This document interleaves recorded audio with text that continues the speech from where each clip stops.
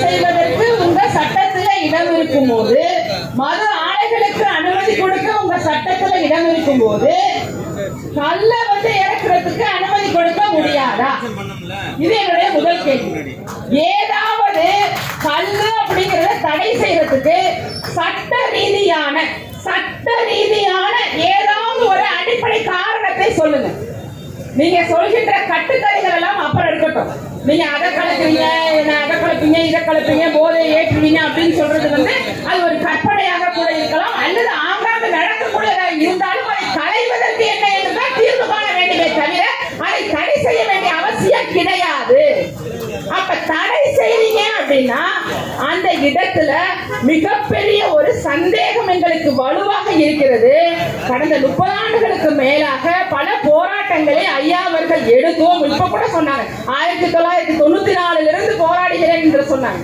அப்படி இத்தனை முறை போராடியும் இது நடக்கவில்லை என்றால் இது யாரோ ஒரு 10-12 பேர் மது ஆலை முதலாளிகளுக்காக இன்றைக்கு 20 லட்சம் பனை தொழிலாளர்கள் பாதிக்கப்பட்டிருக்கிறார்கள். இந்த 20 லட்சம் பனை தொழிலாளர்களுடைய வாழ்வாதாரத்தை மேம்படுத்துவதற்கு கண்டிப்பாக ஒற்றுமையுடன் தமிழகமே திரண்டு வர வேண்டும். இதில் சாதிய வித்தியாசம் பார்க்காமல் அனைவரும் ஒன்று சேர்ந்து கல்லுக்கு நாம அந்த தடையை நீக்கணும். ஏன் சொல்றேன்னா தாய்ப்பாலுக்கு நிகரானது கல்லு. படிங்க, எடுத்து யாரு வேணாலும் அமைச்சரா இருக்கீங்க, கொஞ்சம் கல்லை பத்தி ஆய்வு தான் பண்ணுங்களேன். ஆய்வு செய்து இந்த கல்லுனால யாராவது இறந்திருக்காங்களா, இந்த கல்லுனால ஏதாவது உடல் உபாதை ஏற்பட்டிருக்கா, இதெல்லாம் ஆய்வு செய்யல. இதே நான் டாஸ்மாக் மதுவை ஆய்வு செய்து சொல்கிறேன். ஒரு வருஷத்துக்கு எவ்வளவு பேர் கல்லீரல் வீணா போய் கிட்னி செயலிழந்து சாகுறாங்கன்னு எங்களால கொடுக்க முடியும். அதை நீங்க தடை செய்வீங்களா? செய்ய ஏதாவது ஒரு வாய்ப்பு இருக்கா? ஆனா எதுவுமே இல்லாம ஒரு ஒடுக்கப்பட்டு ஒரு உழைக்கக்கூடிய உழைக்கும் வர்க்கத்தினரின் வயிற்றில் அடிக்கிறீங்கல்ல, இது நியாயமா? பனைத்தொழில் செய்து அவர்கள் பனைத்தொழிலே ஒரு பெரிய விஷயங்க. அதெல்லாம் பனை மரத்தோட எல்லா பாகங்களுமே பலனளிக்கக்கூடிய ஒன்று.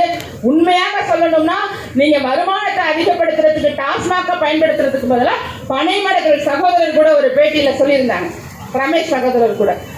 அதுல குறிப்பிட்டது உண்மை. நீங்கள் பனைய ஒவ்வொரு விஷயத்திலுமே நீங்க பிளாஸ்டிக் பதிலாக பயன்படுத்தலாம். இது எல்லாமே மாற்றி இருக்கும் போது 50,000 கோடி கூட பனை மரத்தின் மூலமாக வருமானத்தை உருவாக்க முடியும். ஆனா உங்களுக்கு அந்த வருமானம் வேண்டாம். ஏன்னா இங்க டாஸ்மாக் வருமானம் கள்ள வருமானம். அந்த கள்ள வருமானத்தை வச்சு நீங்க குடும்பத்தோட மகிழ்ச்சியா இருக்கீங்க. 10 ரூபாய், 20 ரூபாய், 50 ரூபான்னு சொல்லி பாட்டிலுக்கு அதிகமான பணம் வச்சு விற்கிறதும், காலத்து மாறி 12 மணிக்கு கடை திறக்கணும்னா எல்லா நேரமும் 24 மணி நேரமும் டாஸ்மாக்ல மது கிடைக்கும் வகையில வைத்து அதன் மூலமாக வரக்கூடிய கள்ள வருமானத்தை வைத்து நீங்க ஒரு பிழைப்பு நடத்திக்கிட்டு இருக்கும் போது நாங்க மக்களுக்கு ஒரு நல்ல கல்லை நீங்க கொடுக்கலாம், தவறு இல்ல. இது உழைப்பவர்களுக்கு ஒரு மருந்தாக அமையும். பக்கத்துல உள்ள அண்டை மாநிலங்கள்ல எல்லாம் இருக்கு, பாண்டிச்சேரியில இருக்கு, கேரளாவில் இருக்கு, எல்லா இடத்துலையும் இருக்கும் போது தமிழ்நாட்டில் மட்டும் ஏன் நீங்க அனுமதி கொடுக்க கூடாதுன்னு ஒரு நியாயமான கோரிக்கையை இந்த பெருந்தலைவர் மக்கள் கட்சி